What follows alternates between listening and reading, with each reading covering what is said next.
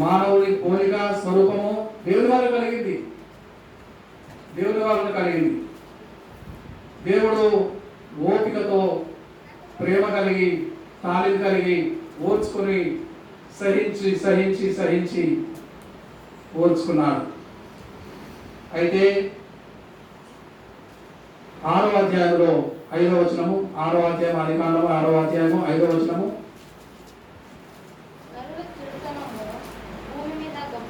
నరుల చెడుతనము భూమి మీద గొప్పదనియు వారి హృదయం యొక్క తలంపులలో ఊహ అంతయు కేవలము చెడ్డదనియు యెహోవా చూచి తాను భూమి మీద నరులను చేసినందుకు సంతాపపడెను. తర్వాత వచనం చదవండి. అప్పుడు యెహోవా నేను సృజించిన నరులతో కూడా జంతువులను పురుగులను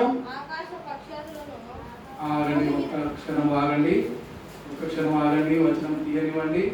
కరెక్ట్ గా దొరుకుతుంది వచనము. ఆదికాండము 6వ అధ్యాయము 3వ వచనం. అప్పుడు యెహోవా నా ఆత్మ, యెహోవా యొక్క ఆత్మ ఎల్లప్పుడు నరులతో వాదించదు. చాలు. ఇక్కడ ఒక విషయం గమనించండి. ముగ్గురు వారి పోలికనిచ్చారు, వారి స్వభావం ఇచ్చారు, వారి స్వరూపం ఇచ్చారు, మానవుడు నిర్మించారు. దేవుడు అనుకుంటున్నాడు, నా ఆత్మ ఎల్లప్పుడూ వారితో వాదించదు. పరిశుద్ధాత్ముడు ఎల్లప్పుడూ వాదించడు. పరిశుద్ధాత్మ దేవుడు రోషం గల దేవుడు, పౌరుషం గల దేవుడు, దహించు అగ్ని వంటి వాడు, ఎంత మాత్రము సహింపజాలని వాడు, పాపము చూడనేరని కన్నులు గలవాడు. ఎలా సహిస్తాడు? పరిశుద్ధాత్ముడు సహించలేడు. అయినను నరులను కొనసాగవలసిందే, నరులను ఆయుష్ పరిమాణంలో జీవించవలసిందే. అక్కడ ఒక మాట చెప్పబడింది, 120 సంవత్సరాలు అగును. వందల సంవత్సరాలు మనుషులు బ్రతకకూడదు, 120 సంవత్సరాలే బ్రతుకుతారు అని ఆయు పరిమాణమును దేవుడు కుదించి వేశాడు. అయితే పరిశుద్ధాత్మ ఎల్లప్పుడు వాదించడు. తన కుమారుడు వాదించగలుగుతాడు. యేసుక్రీస్తు ప్రభుల వారు కుమారుడైన దేవుడు, ఎల్లప్పుడూ సహిస్తాడు, భరిస్తాడు.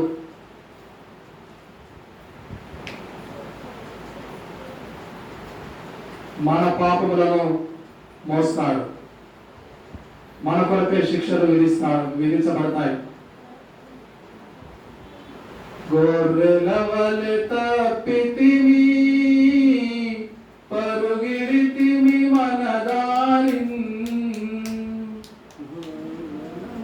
గొర్రెల వలె తప్పితిమి, పరుగిరితిమి మన దారిన్. అరుదించే కాపరి అర్పించే ప్రాణమును. అరుదించే కాపరి నరుల చెడుతనము ఓర్చుకొని సహించి, పరిశుద్ధుడు, పాపమెరుగని వాడు. ఏ పాపమెరుగని యో పావనమూర్తి, పాప విమోచకుండా నా పాలి దైవమా, నా పాపముల కొర ఈ పాటలు పొందినా. ఏ పాపం చేశాడు యేసయ్య? నరులను ఉద్ధరించడానికి, రక్షించడానికి. ఏ పాపమెరుగని పావనమూర్తి తండ్రి పరిశుద్ధాత్మ చేయలేని పనులు, తండ్రి అయిన దేవుడు చేయలేని పని, పరిశుద్ధాత్మ దేవుడు సహించలేని పని, కుమారుడైన దేవుడు సకల పాపములను ఓర్చుకొని గిన్నెంతయు పాత్రంతయు త్రాగి ప్రభుల వారు ఎందుకు అడిగారు, తండ్రి ఈ పాత్రను నా యుద్ధ నుండి తొలగించమని. ఈ పాత్రను నీకు వీలైతే త్రాగలేను ప్రభువా తండ్రి, త్రాగలేను. మనుషులు పుడుతున్నారు, చచ్చిపోతున్నారు, పాపము చంపేస్తుంది. అయితే సాగకుండా బలియాగమై నరుల కొరకు ప్రాయశ్చిత్తమై ప్రభుల వారు బలి అయి తన ప్రాణం పెట్టినప్పుడు రక్షణకు పాత్రులమై రక్షింపబడ్డ వారమై మరలా చేయకూడని పాపంలో చేసే మనుషులందరి కొరకు ఏ పాత్రలోనే తాగమంటారు? ఏ పాత్రలోనే తాగమంటారు? పాపము అనగా ఏమిటో ఆజ్ఞాతిక్రమం. పాపము కూడనిది చేయొద్దన్నప్పుడు చేసి, ఏ భేదమును లేదు, అందరూ పాపము చేసి దేవుడు అనుగ్రహించి మహిమను పొందలేకపోతున్నారు. మహిమపరచడానికి దేవుడికి ఇష్టము. అయితే ఆ ప్రభుల వారి రక్షణ, ఆ ప్రభుల వారి పాప క్షమాపణ పొందుకొని మరలా కుక్కవాంతి పెరిగినట్టు, కుక్కవాంతికి వెతికినట్టు మరలా చేయకూడని తప్పులు పొరపాటులు చేసే మనుషుల కొరకు ఏ పాత్రలను తాగమంటారు? ఏ పాత్రలను తాగమంటారు? భయంకరమైన పాత్ర, భయంకరమైన పాత్ర. తెలిసి తప్పు చేస్తూ చేయకూడదని మనసాక్షి ఘోషిస్తూ అంతరాత్మ హెచ్చరిస్తూ మాటికి ఆ చేయకూడదని తప్పే చేస్తున్న మనుషుల కొరకు ఏ పాత్రలను తాగమంటారు? ప్రభువు వారు అలసిపోయారు. రక్తము చెమట బిందువులై కారింది ఆ పాత్రను తాగేటప్పుడు మనుషుల పాపముల చేత మాటికి అలవాటు చొప్పున మాటికి పాపములు చేస్తుంటారు. అయితే అంతనే లేదా, ముగింపే లేదా? అలవాటు ప్రకారంగా పాపం చేస్తారా? రొట్టె కొరకు ఒకడు పాపం చేస్తారా? బట్ట కొరకు ఒకడు పాపం చేస్తాడా? తుచ్చమైన పెంట సమానమైన వస్తువుల కొరకు ఒకరు పాపం చేస్తారా? అయితే పాపులు మొదటి నుంచి ఊహంతా చెడ్డతనమే, దేవునికి తెలుసు. అయితే పరిశుద్ధాత్మ దేవుడు వాదించాడు. మిగిలింది తండ్రి అయిన దేవుడు, కుమారుడైన దేవుడు మాత్రమే చేయగలిగిన పని కుమారుడైన దేవుడే చేశాడు. ఏ భేదమును లేదు, అందరూ పాపము చేసి అందరూ భేదమేమియో లేదెవ్వరికి, భేదమేమియో లేదెవ్వరికి, నాదుని ధరించి ధరింప, నాదుని ధరించి ధరింప, పైనున్న ఆకాశమందునా కిందున్న భూలోకమందునా లేదు రక్షణ ఏ నామమున, లేదు పాప విమోచన, లేదు పాప విమోచన. ఏ నామము ఆకాశం కింద భూమి మీద ఏ నామము రక్షణకు యోగ్యమైన కాదు. కుమారుని యొక్క నామమే. తండ్రి అయిన దేవునిలో సమభాగస్థుడైన కుమారుడైన దేవుడు మాత్రమే పాప క్షమాపణ కలిగిస్తాడు.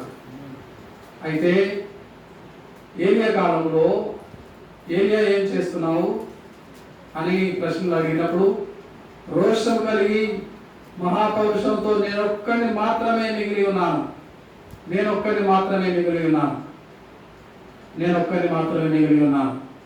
యెజబేలు ప్రవక్తలను చంపునది, అందరిని చంపేసింది,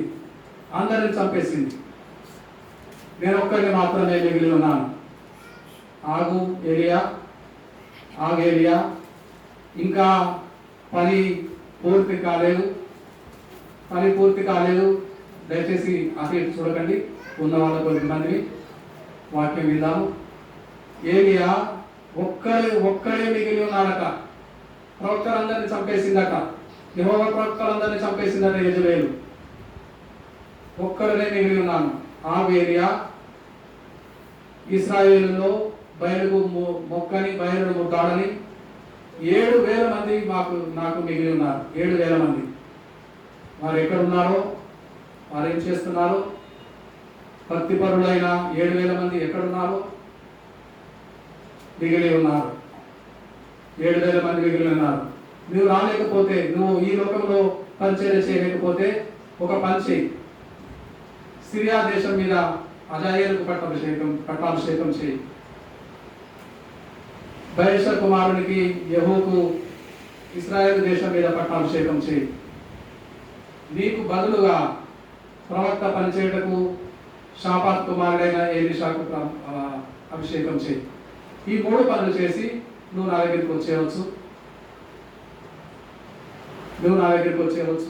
దేవుడు ఆజ్ఞ ఇచ్చాడు. అగ్నిరథాలు సిద్ధమైపోయినాయి. ఏలియా కొనిపోబడే కాలం వచ్చింది. ఏలియా కొనిపోబడుతున్నాడు. యెహోవా సుడిగాలి చేత ఏలియాను ఆకాశములకు ఆరోహణము చేయబో కాలము. ఏలియా ఎలీషాయు కూడి గిల్గాలు నుండి వెలుచుండగా యెహోవా నన్ను బేతేలుకు పోమని సెలవించాను. ఎలీషాకు తెలుసు ఏలియా కొనిపోబడే కాలం వచ్చింది. బేతేలుకు పొమ్మనే, దేవుని ఇంటికి పొమ్మనే సందేశం వచ్చింది. దేవుని ఇల్లు అయితే ఎరికోకు పొమ్మని. లోకము శపితమైన లోకము, శాపగ్రస్తమైన లోకము ఎలా ఉన్నదో ఒకసారి చూసిరా ఏరియా. అయితే ఎరికో పొమ్మన్నప్పుడు వదులుతాడేమో. అయితే జీవమైన మరణమైన నిన్ను వదలను. యోర్దానుకే పొమ్మని సెలవిస్తున్నాడు. యోర్దాను మరణం వచ్చిన నిన్ను నన్ను ఎడబాపలేవు. అయితే ఏలియా అగ్నిరథంలో మీద వెళ్ళిపోయాడు. అగ్నిరథంలో వచ్చి కొనిపోబడ్డాడు. కొనిపోబడిన తర్వాత అక్కడ నుండి అతడు బేతేలునకు ఎక్కి వెళ్ళెను. అతడు త్రోవను పోచుండగా బాలురు పట్టణంలో నుండి బోడివాడ ఎక్కిపోము అని అపహాస్యము చేయగా, బోడివాడ ఎక్కిపోము, బేతేలు దేవుని ఇల్లు, ప్రవక్తల శిష్యులు ఉన్నారు అక్కడ. బోడివాడ ఎక్కిపోము, బోడివాడ, పట్టదలవాడ, ఎటుకలు లేనివాడ, జుత్తు లేనివాడ, బోడగుండువాడ, మీ గురువు ఎక్కి వెళ్ళిపోయాడు కదా, ఏలియా అగ్నిరథాలను ఎక్కి వెళ్ళిపోయాడు అని మీరు నమ్ముతున్నారు. ఎలీషాని అపహాస్యం చేస్తారు. చూడండి, అప్పుడు అతడు వెనక్కి తిరిగి వారిని చూచి యెహోవా నామమును బట్టి వారిని శపించెను. అప్పుడు 2 ఆడు ఎలుగుబంట్లు అడవిలో నుండి వచ్చి వారిలో 42 బాలులను చీల్చివేయబడ్డారు. దేవుని ఇల్లు బేతేలు, దేవుని సంఘము, పోకిరీలు, అపహాసకులు ఉంటారు.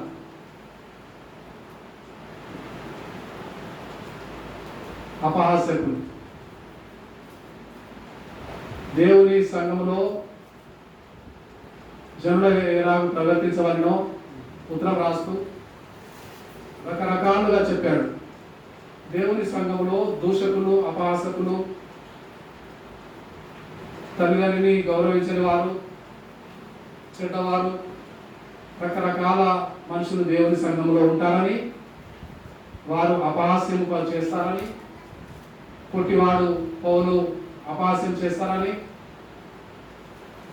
జబ్బు కన్ను గలవాడు ఎప్పుడు ఏడుస్తూ ఉంటాడు పేతురు గారిని అపహాస్యం చేస్తారని, దేవజనులు ఎంతమందో అపహాస్యములకు గురై దేవుని ఇంటిలో ఉండి ఉంటారు. అయితే బోడివాడ ఎక్కిపోము ఆడ 7 గంటలు 42 మందిని చీల్చివేశాను. 42 మందిని చీల్చివేశాను. శ్రమల కాలము, మహాశ్రమల కాలము, ఏలియా ఆరోహణమైపోయి ఎత్తబడిన సంఘానికి సాదృశ్యం. ప్రాణంతో ఉండగానే శరీరముతో ఎత్తబడిపోవటం, ప్రాణంతో ఉండగానే కడపురం రోగును, ప్రధాన దూత శబ్దం వినబడును, మనుషులు, విశ్వాసులు, రక్షణ పొందిన వాళ్ళు అదృశ్యమైపోతారు. ఒకరు విడవబడతారు, ఒకరు ఎత్తబడతారు. ఎత్తబడే వాళ్ళే ఏలియాలు అవుతారు. శరీరంతో కోల్పోబడ్డాడు కదా, ఏలియా వంటి వారు అవుతారు. మిగిలిన వాళ్ళు 42 నెలలు 3.5 సంవత్సరాలు మహాశ్రమ చీల్చివేయబడతారు. కానీ ఇక్కడ ఒక మాట గమనించినట్టయితే చీల్చివేయబడతారు కానీ ప్రాణమునకు అపాయం సంభవించదు, మరణిస్తారు, చస్తారు అని రాయబడలేదు. చీల్చివేయబడతారు. ఎలీషా శాపం వల్ల చీల్చివేయబడతారు. రక్కి గాయాల పాలు చేస్తారు, చీల్చివేయబడతారు. కానీ మనుషులు సావు రాదు. సావాలనుకుంటారు. కొండలారా, గుట్టలారా, సముద్రమా, చావు కావాలి, మా మీద పడిపోండి, మమ్మల్ని తుత్తినీరు చేయండి అని మనుషులందరూ చావు కోరుకుంటారు. అయితే చావు రాదు. చీల్చివేయబడతారు కానీ చావు రాదు. మహాశ్రమల కాలం, యుద్ధములు జరుగుతున్నవి. గాజా పట్టణము 2 రోజుల క్రితము ఖాళీ అయిపోయింది, నిర్మానుష్యము ఖాళీ అయిపోయింది. హమాస్ తీవ్రవాది, ఉగ్రవాది ముఖ్యుడు, చీఫ్ మొసాద్ అనే ఇస్రాయేల్ దేశము నిఘా వ్యవస్థ ద్వారా పసిగట్టి 100 మందిలో ఇతనే ఇస్మాయిల్ హనాయి అని హమాస్ ఉగ్రవాది ముఖ్యుడు, ఇతనే అని పసిగట్టి ఎక్కడో ఉన్న రాడార్ కేంద్రముల ద్వారా ఉరికి కనుక్కొని కూలిపెట్టి ప్రతీకారం తెలుసుకున్నారు, చంపివేశారు. ఎప్పుడైతే హమాస్ ఉగ్రవాది హతుడయ్యాడో మా ఊరికి వచ్చి, మా దేశం వచ్చి, ఇరాన్ దేశము మా ఊరికే వచ్చి మా స్నేహితుడైన వాడినే చంపుతారా?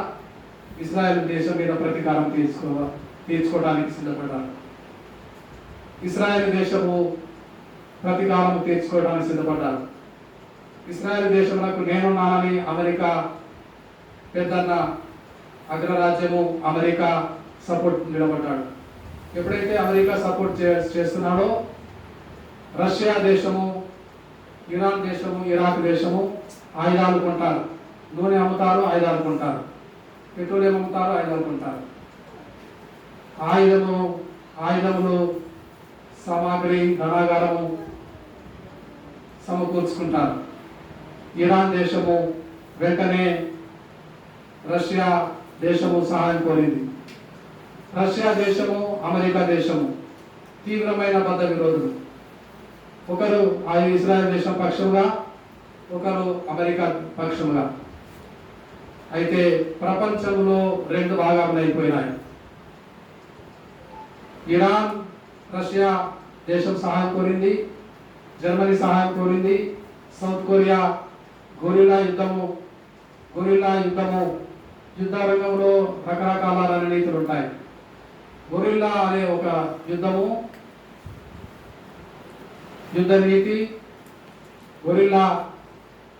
నీతి ప్రవేశపెట్టిన వాడు ఉత్తర కొరియా. సైనికుడు ఉంటాడు, సోల్జర్ ఉంటాడు, కెప్టెన్ ఉంటాడు, కల్నల్ ఉంటాడు, అరిగిన భయంకరులు ఉంటారు. కానీ గొరిల్లా మానవ రక్తమును, మనుషు రక్తమును పసిగట్టి యుద్ధమాడే నిపుణులు, ప్రాణాలు తోడేసే నిపుణులు, దోమలు నడిపినట్టు నలిపే నిపుణులు, క్రూర మృగముల వంటి గొరిల్లా జాతి యుద్ధమే పెట్టబడింది నార్త్ కొరియా. ఈ విధంగా జర్మనీ, చైనా, రష్యా, ఉత్తర కొరియా, ఇరాక్, సౌదీ అరేబియా, ఆఖరికి పాకిస్తాన్ కూడా ఇజ్రాయెల్ దేశంకు విరోధం అయిపోయింది. అమెరికా, బ్రిటన్, జపాన్, కొన్ని దేశాలు రెండు భాగాలు అయిపోయినాయి. మూడో ప్రపంచ యుద్ధము ప్రారంభం కాబోతున్నది. మూడో ప్రపంచ యుద్ధం కాబోయేటప్పుడు ఏం జరుగుతుందో తెలుసండి. మూడో ప్రపంచ యుద్ధం జరిగేటప్పుడు ఏ బాంబు ఎక్కడ నుంచి నంద్యాల మీద పడుతుందో తెలియదు. ఏ బాంబు ఎక్కడ నుంచి, ఏ మిసైల్ ఎక్కడ నుంచి కర్నూలు జిల్లాలో పడుతుందో తెలియదు. మొత్తం పడిన చోటల్లా గరక కూడా మొలవదు, గడ్డి పరక కూడా మొలవదు. కొన్ని ఏళ్ళు నిర్మానుష్యం అయిపోతారు. అందరు మనుషులు చచ్చిపోతారు కారణం లేకుండానే యుద్ధాలు జరుగుతాయి. యుద్ధము జరగబోతుంది. యుద్ధము థర్డ్ వరల్డ్ వార్ మొదలైంది. యుద్ధము జరగబోతూ ఉన్నది. ఇప్పటికే గాజా పట్టణము, సిరియా దేశంలో దాచుకున్న ఆయుధాలు బంకర్లలో నాశనం అయిపోయాయి, రహస్యంగా దాచుకున్నారు. ఇరాక్ దేశంలో యుద్ధము, ఇరాన్ దేశంలో యుద్ధము తీవ్రతరంగా జరుగుతూ ఉన్నది. యేసయ్య రాకడ సమీపంగా ఉన్నది. అయితే ఒక మాట చెప్పి ముగిస్తాను.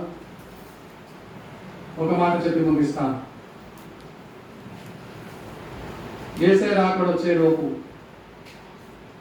మీ పాస్టర్ గారు వస్తారా? యేసయ్య రాకడ వచ్చే లోపు మీ పాస్టర్ గారు వస్తారా? ఎలా చెప్పగలుగుతారు? వస్తారని ఎలా చెప్పగలుగుతారు? నమ్మకం, విశ్వాసం. అయితే గలతీ పత్రిక 6:9 అనేక మేలు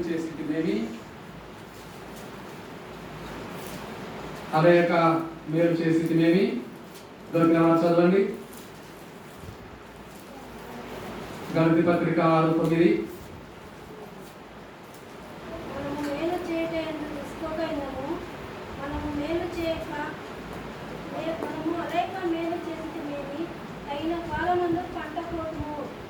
తగిన కాలము ఇంకా రాలేదు. పాస్టర్ జాన్ విజయ్ కుమార్ గారు తగిన కాలము కొరకు ప్రార్థన చేస్తున్నారు. తగిన కాలము ఎప్పుడు వస్తును? అనేక మేలు చేసి మేలు చేయలేదు, విసుకక మేలు చేయటం, అశోక్ కుమార్ గారు నేను మాట్లాడుకునేటప్పుడు ఉదయం జయరాజ్ గారి మేనకోడలు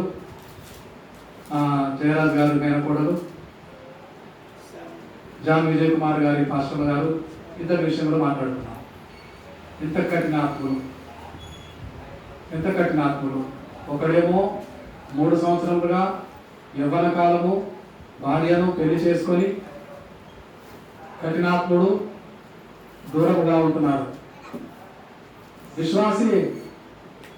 విశ్వాసి సిఎస్ఐ సంఘ సభ్యుడు ఏలుకో పొమ్మని అడుగుతున్నాడు, ఏలుకోనని అంటున్నాడు.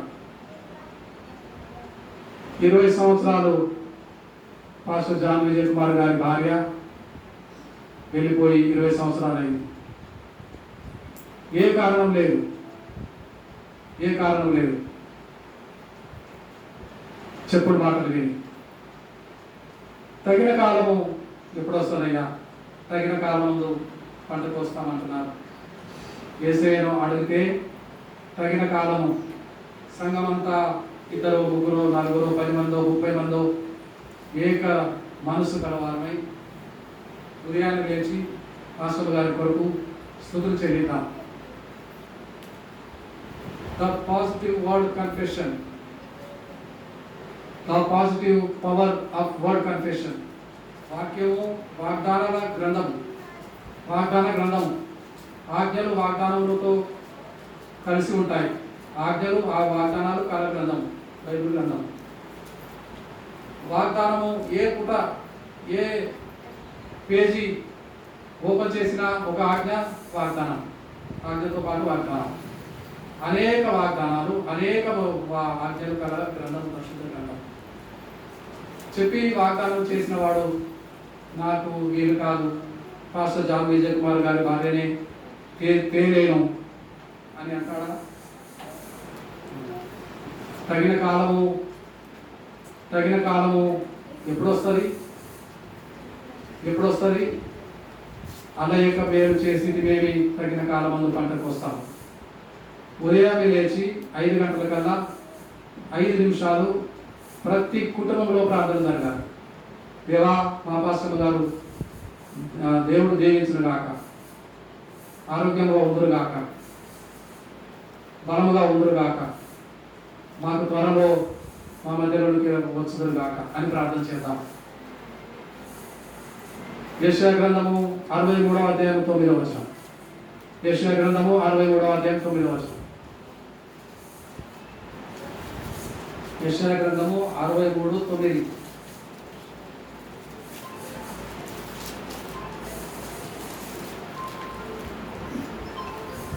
యెషయా గ్రంథము 63వ అధ్యాయం 9వ వచనం. వారి యావత్ బాధలో ఆయన బాధనందెను. యావత్ బాధలో, బాధంతటిలో ఆయన బాధపడ్డాడు. ఆయన సన్నిధి దూత వారిని రక్షించెను. ఆయన సన్నిధి దూత వారిని రక్షించెను. ప్రేమ చేతను తాలిమి చేతను ఓర్చి విసికి తాలిమి చేతను, ప్రేమ చేతను. చదవండి. వారిని విమోచించెను. పూర్వ దినములన్నిటను ఆయన వారిని ఎత్తుకొనుచు మోసుకొనుచు వచ్చెను. పూర్వ దినములన్నిటను వారిని ఎత్తుకొనుచు మోసుకుంటూ వచ్చాడు. ప్రేమ చేత తండ్రి ప్రేమ, తన స్వరూపాన్ని తన పోలికనిచ్చిన దేవుని ప్రేమ విడిచిపెడతాడా? తగిన సమయం అంటే ఉండదా? తగిన సమయం ఉండదా? తప్పక జాన్ విజయ్ కుమార్ గారి నిరీక్షణ ఫలిస్తుంది. పాస్టర్ గారి కోరిక నెరవేరుతుంది. అభిలాష, హృదయ వాంఛ నెరవేరుతుంది. మేలు చేసినప్పుడు 2, 3 వారిని వదిలిపెట్టండి. వారి భార్య కొరకు ప్రార్థన చేస్తున్నారు. మీరు 2, 3 మేమైనా ప్రార్థన చేసి వేడుకుంటాము ప్రభువుని తెలియపరుస్తున్నాను. 2, 3 వారికి ప్రార్థన సపోర్ట్ కావాలి. 2, 3 కంటే ఎక్కువగా ప్రార్థన సపోర్ట్ కావాలి. ఎందుకు కావాలంటే 2, 3 కూడిన చోట ఉంటానని నా స్వామిని. 2, 3 ఎక్కడ ఉంటారో అక్కడ యేసయ్య వచ్చుంటాడు. గుంపులు జన సమూహంలో అక్కర్లేదు, వందల వేల కొలగా అక్కర్లేదు. 2, just 2 or 3 ఎక్కడ ఏకీభవిస్తారో అక్కడ ఉంటానన్నాడు. వింటానన్నాడు. ఉన్నవాడు వింటాడు కదా, వింటానన్నాడు. ఆపద నుంచి ఆదుకుంటానన్నాడు. అవసరమని తీరుస్తానన్నాడు. కాబట్టి తాళిమి చేత, ప్రేమ చేత సంపాదించుకుందాం. చివరిగా రోమీయులకు రాసిన పత్రిక 12వ అధ్యాయం 21వ వచనం.